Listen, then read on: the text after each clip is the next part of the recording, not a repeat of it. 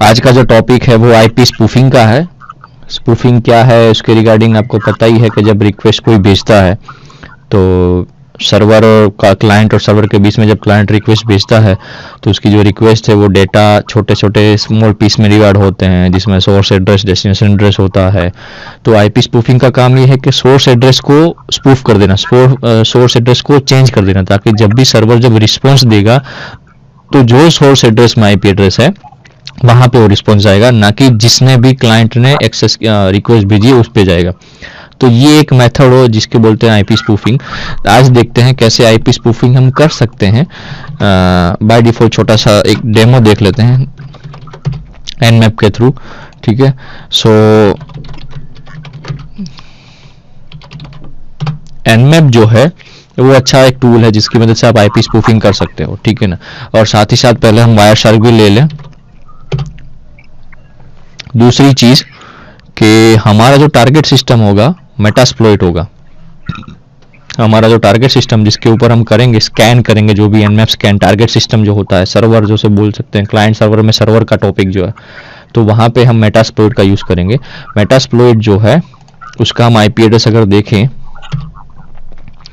तो if config से देते हैं तो 192.168.1.3 जो है वो हमारा आईपी एड्रेस है, ठीक है ना, मेटास्प्लॉइट का। तो हम पहले उसको स्कैनिंग पर्पस पे जाएंगे कि हम देखते हैं कि 192.168.1.3 जो है वो हमारा मेटास्प्लॉइटेबल है, ठीक है ना।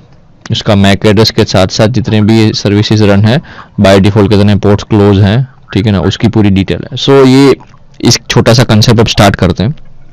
तो इथर एनमैप के थ्रू ऐसे कर सकते हैं जिसमें हमें -e के साथ साथ हमारा जो e का मतलब है ईथरनेट कनेक्शन, जो हमारा रैंडम इनलाइन कनेक्शन है, ठीक है ना, ETH0, और उसके साथ साथ हम -s चूज करेंगे। क्यों, मैं आपको ऊपर बताता हूँ। -s चूज करने का मतलब क्या है। जब आप हेल्प मेनू में जाते हो एनमैप के थ्रू तो यहाँ पे आपको एक ऑप्शन दिखता है -s, वो भी कैपिटल में। जस्ट 1 मिनट मैं आपको फाइंड करके बताता हूँ।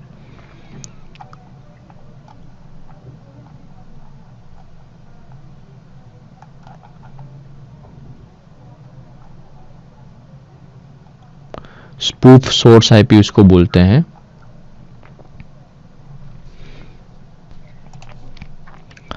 ये नीचे गए और यहाँ पर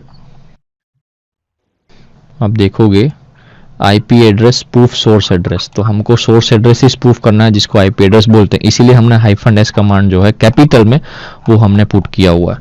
अब मुझे यहाँ पे एक रैंडम आईपी एड्रेस लेना है जो सोर्स एड्रेस का रैंडम होगा। डेस्टिनेशन टारगेट वाला जो है 192.168.1.3 जो मेटास्प्लॉइट का है ही, ठीक है ना। लेकिन अगर मुझे रैंडम जो सोर्स टू डेस्टिनेशन जाएगा, ठीक है ना, सो वो जो सोर्स वाला आईपी एड्रेस है मैं रैंडम चूज करता हूँ 168.15.3.2 और यहाँ पे टारगेट सिस्टम का जहाँ पे रिक्वेस्ट जाएगी 192.168.1.3 ये मेटास्प्लॉइट का है, ठीक है ना। सो वायरशार्क को हम पहले स्टार्ट कर देते हैं। Just 1 minute.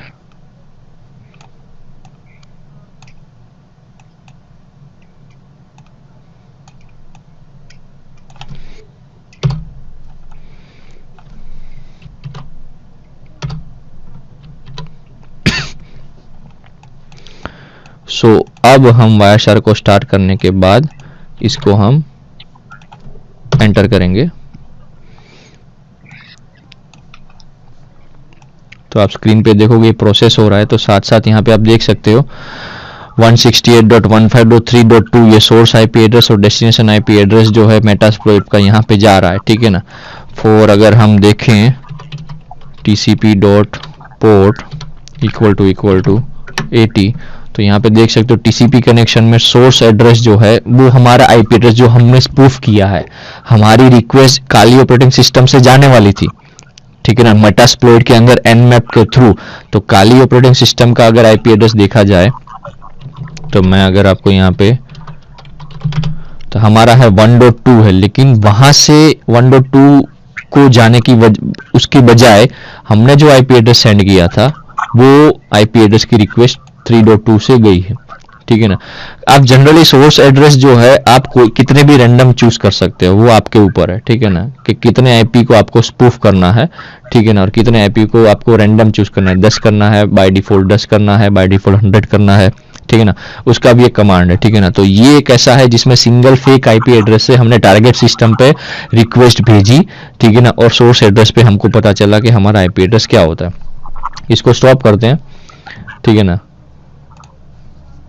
वापस से हम जानेंगे, इसको स्टॉप कर देते हैं, सॉरी।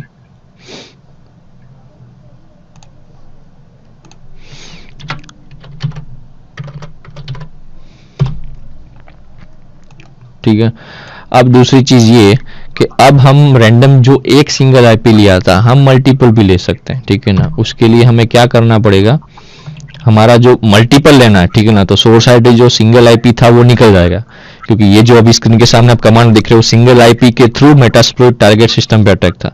सो हमको मल्टीपल रैंडम जनरेट करना है, तो मल्टीपल आईपी एड्रेस बार बार लिखने की जरूरत नहीं है, तो उसका जो पोर्शन है वो हम हटा देंगे, ठीक है।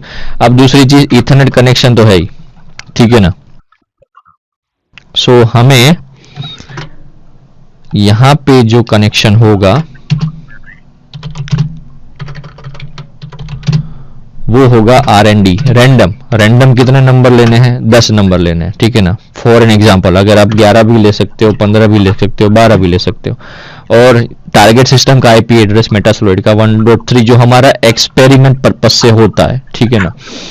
सो अब देखते हैं वायरशार्क का हम पहले मोड ऑन कर देते हैं, यहाँ पे एंटर मार देते हैं ताकि यहाँ पे आप स्क्रीन पे देखो, यहाँ पे बहुत सारे रैंडम आईपी एड्रेस 1. ठीक है ना, वो एक्सेस होंगे 6, 171, 50, 182, 211, 195, ठीक है ना। 1.3 पे टारगेट सिस्टम पे अटैक हो रहे हैं, अटैक इन द सेंस के रिक्वेस्ट भेज रहे हैं, ठीक है ना, वो भी टीसीपी कनेक्शन ही है। हमने 10 रैंडम जितने भी रैंडम नंबर लिए हैं वो रैंडम नंबर पे आएगा। हमने रैंडम नंबर अगर लिया है 12 तो 12 रैंडम नंबर यहाँ पे आएगा, ठीक है ना। अगर आपको रैंडम नंबर लिखना ही नहीं है, ठीक है ना, अगर आपको 100 रखना है तो यहाँ पे आप 12 की जगह आप यहाँ पर 100 कर सकते हो, 50 भी कर सकते हो। यहाँ पे मैं 50 कर रहा हूँ, ठीक है ना। मैं इसको पहले स्टॉप कर देता हूँ, वापस से जब स्टार्ट क्वाइट विदाउट सेविंग इसको मैं अब स्टार्ट करता हूँ तो यहाँ पे स्क्रीन पे आप देखोगे बहुत सारे रैंडम नंबर्स अभी आ जाएंगे। मैं इसको वापस से एक बार स्टॉप करके मैं बता देता हूँ, इसको मैं क्लोज कर दूँ।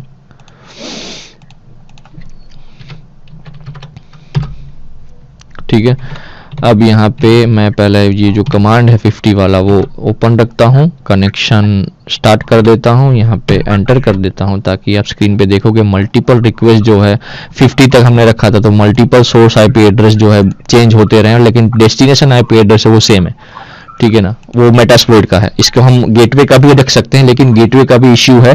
गेटवे की जगह अगर आप मेटास्प्लोइट अगर आप यूज करते हो तो ट्राई एंड एरर पर्पज से, एक्सपेरिमेंट पर्पज से ये सेम रहेगा, ताकि आपकी जो गेटवे में जो राउटिंग टेबल है, ARP टेबल है, वो स्पूफ ना हो और वो मिसमैच ना हो, तो बार बार उसमें पॉसिबल रिक्वेस्ट ना आ जाए, ठीक है।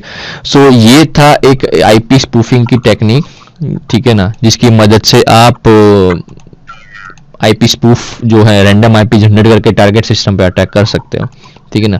डेस्टिनेशन हमेशा सेम ही रहेगा क्योंकि डेस्टिनेशन आईपी एड्रेस हमने सेम रखा है। सो ये था आईपी स्पूफिंग की एक मेथड।